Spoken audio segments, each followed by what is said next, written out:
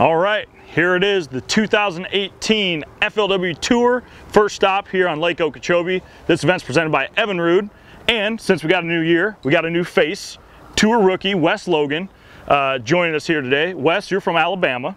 For the folks wondering, you have fished the Costas for a while. You fished a bunch of TH Marine BFLs. You finished 12th, I think, a couple years ago in the All-American. So I mean, like, you've been around. You're just finally kind of making that natural progression up. So how's it feel to be here on the big stage now? I try not to think about it too much. It's just go out there and fish like I always do. I was telling my dad on the way down here, I said, if I can just get out on the water and just start fishing like normal, it won't be nothing to it. But walking around seeing all the guys, like, they do this for a living, it's pretty special.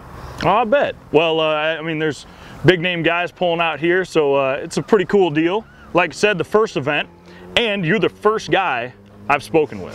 All right, so there's a lot of pressure on you right now. That's not a good deal. I need you to tell me what's going on out here on Okeechobee. I've heard a lot of stuff, like she's different looking than years past, but in your mind, what's going on right now? Yeah, I don't know about years past, but it looks different than it did 2 weeks ago, honestly. Okay. I mean, we were here last year come out of Clewiston for the Costa last year, and there's places that hurricane tore up that there's not even any more grass. Wow.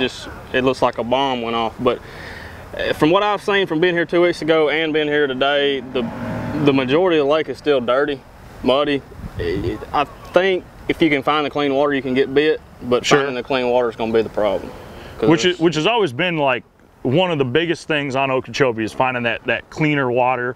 And it sounds like the hard line, like that outer boundary of reeds and cattails and stuff that would help block a lot of that, is gone, is it? Yeah, it's gone. It's that muddy water is getting all the way, speaking on the south end, it's getting all the way to the rim canal where, where it used to be cleaned up. You could get in behind things, and other places where there's still a hard line, you can't get in behind it because there's 3 or 4 foot tall reeds blowing over from the hurricane. So it's making it challenging, but I mean, somebody's got to win. Well, in years past, you know, on Okeechobee, for the most part, guys come down here, you obviously have a game plan of some sort, and there's only kind of a few areas that we've always focused on, and we've only focused on them because, well, that's where a lot of the fish get caught. Right. Now with the dirty water, you know, being able to creep in a lot further, do you find yourself trying to check areas you've just never even looked at before? Yeah, I mean, you have to. You're just trying to see if you can find something off the wall, really. I think the main areas are sure going to play a part. I think they're going to shrink a lot. Sure. Like, they were crowded a couple, like in years past, but now it's going to get really crowded. It's going to be interesting to see how it plays out, but somebody may find something off the wall that nobody's ever found before and really blow it out, but we'll just have to see.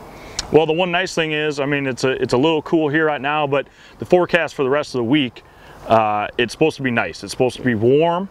We're coming off of kind of getting rid of all that cold weather that's been hanging around down here, which is usually a plus for Florida. How do you think things will pan out going into this tournament? I think it's going to, I mean, the fish are going to bite when you get around them, but getting around them is going to be the problem, again, like I said earlier, but it's going to help. I mean, it's going to be a lot better than it being 30 degrees, I can promise you.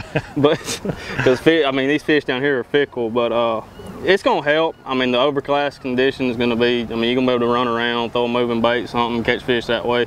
I think you're going to be able to catch them however you want when you get around them. Okay. Biggest deal is just finding those conditions, that clean water, and getting around a group of fish, and then from there, they just jump in the boat. Well, I wish it was that. I wish it was that easy. It ain't that easy for me, but you know, it probably is for somebody.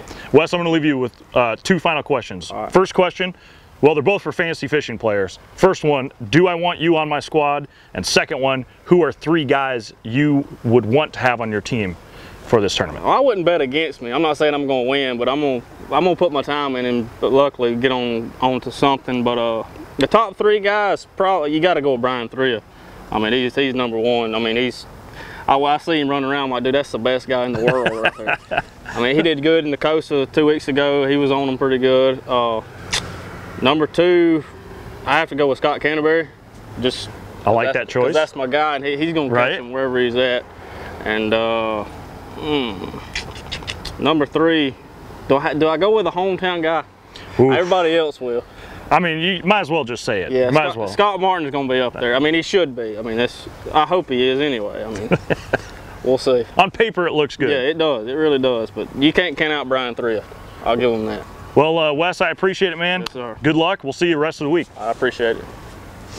Well, day 1 has basically come to an end. I don't really think there's anyone left, but Matt Stefan was kind enough to take some time out of his night to chat with us. Matt, it's Okeechobee, right? You've been here. Yeah. You've seen this pond. Break it down for me. What was day one like? It's a completely different lake. You know, every time we've been here, I've kind of fished different places and different styles, and so today I ran around looking at stuff I've seen in the past or stuff that I've liked in the past, and I really think that the hurricane really, I'm not going to say screwed up the lake, but I'm actually kind of concerned for the fishery as a whole in the next couple of years. And I say that because there is so much grass and hardline grass that is gone. Right. That it's the mud. I mean, there's a lot of mud, and it's in places all the way back to the rim canal where, you know, before you used to have a hard line that would really separate that, so you'd have clear water behind.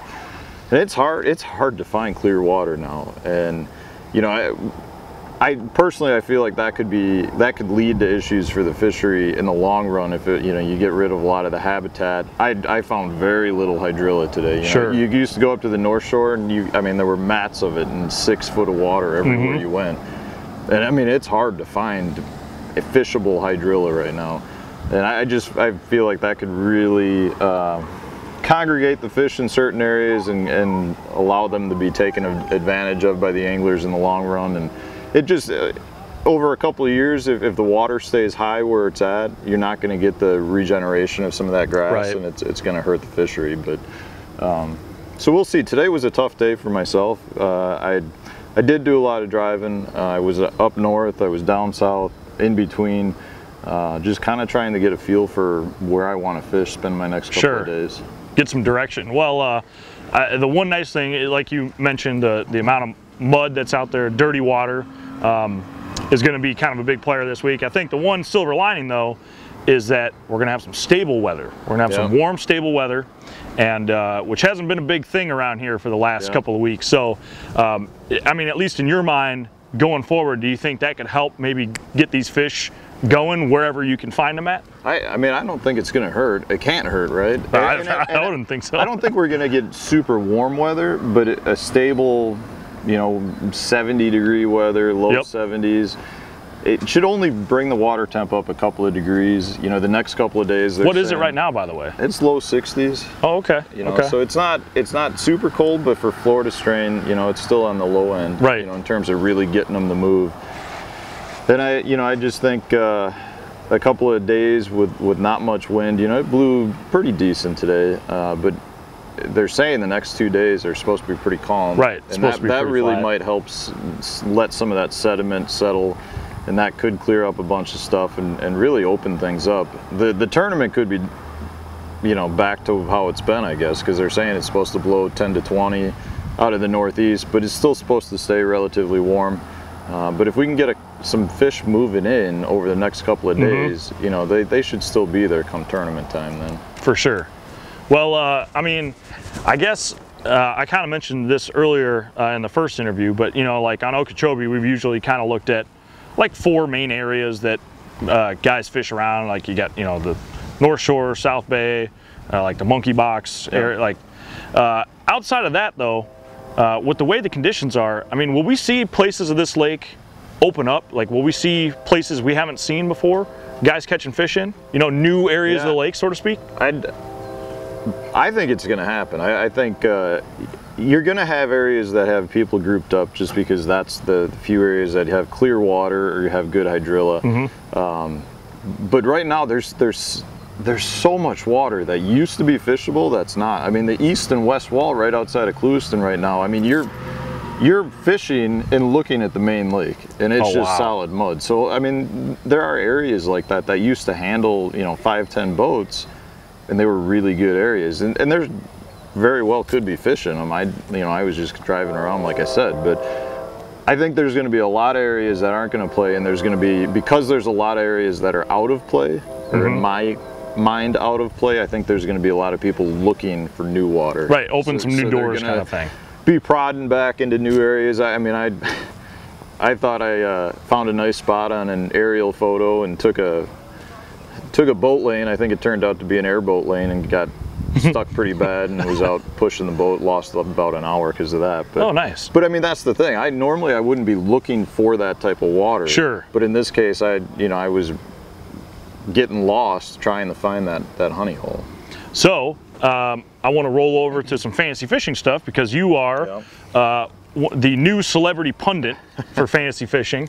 And being that this year it's just so much different than it has been, you obviously, people could go on, if you remember, you could check out his picks. Give me a couple though that maybe you wish you would have picked. Give me a couple, like 3 names that you wish you would have had on your team. That I wish I would have had. Man, I mean, so there really is the water being muddy and the lack of grass, I think, is almost an equalizer for a lot of the locals. You know, right. Like I'm rooming with Brandon McMillan, and he's not feeling super confident right now, and because of that, that's I think there's going to be some other locals that are in the same boat.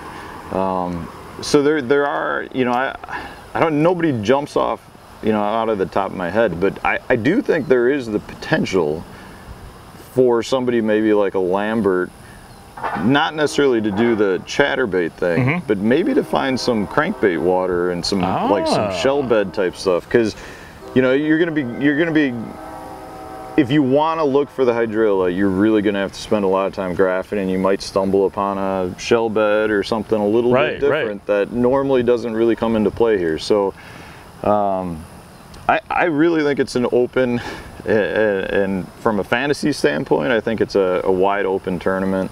And it really could be a flip-flop, you know, not the usual Florida names at the top. Sure.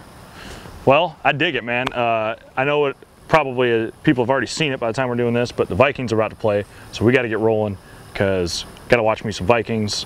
You're a Wisconsin guy, but you'll be there cheering on. I'll support that. Brian Robeson. The NFC North and Brian Robeson, for sure. Right on. Well, thanks, Matt.